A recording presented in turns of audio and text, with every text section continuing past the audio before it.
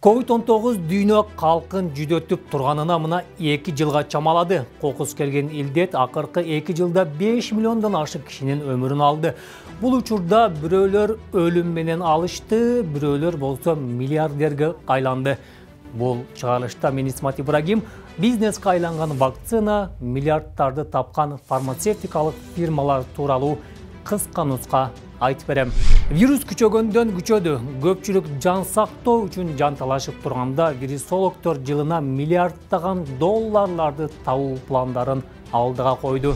Биотехнологиялык компаниялар ковидке каршы вакцина иштеп чыга баштады. Ага Билл Гейтс, Джек Ма сыяктуу дүйнөлүк ири миллиардерлер миллиарддаган акчаларын салды. 2020 жылдын биринчи чейрегинен тарта дүйнөлүк ири фармацевтикалык фирмалар да капиталдарын вакцинага жумшады. Келиңиз, кайсы фарм компания вакцина иштеп чыгууга канча миллиард доллар салганын тезмектеп көрөлү.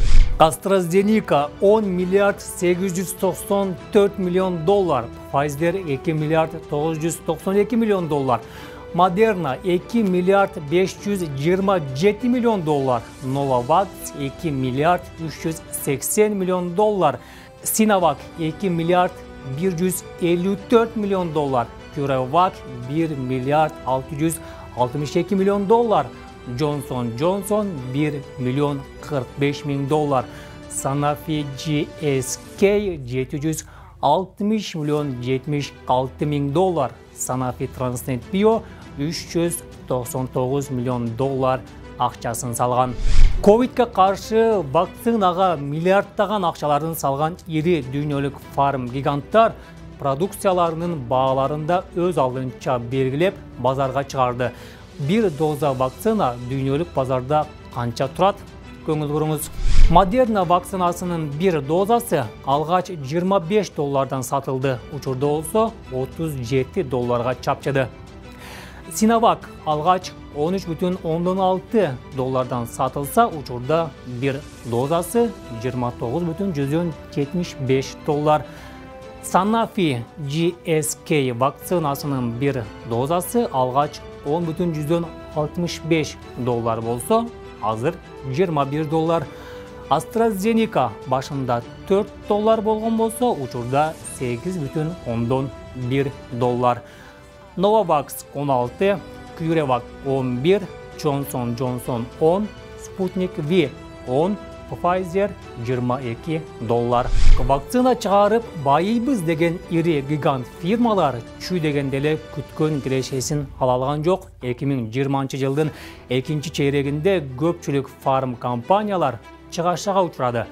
Вакциналардагы тез эффектүүлдүүлүк көпчүлүк фармацевтикалык фирмалардын кирешесин азайтты.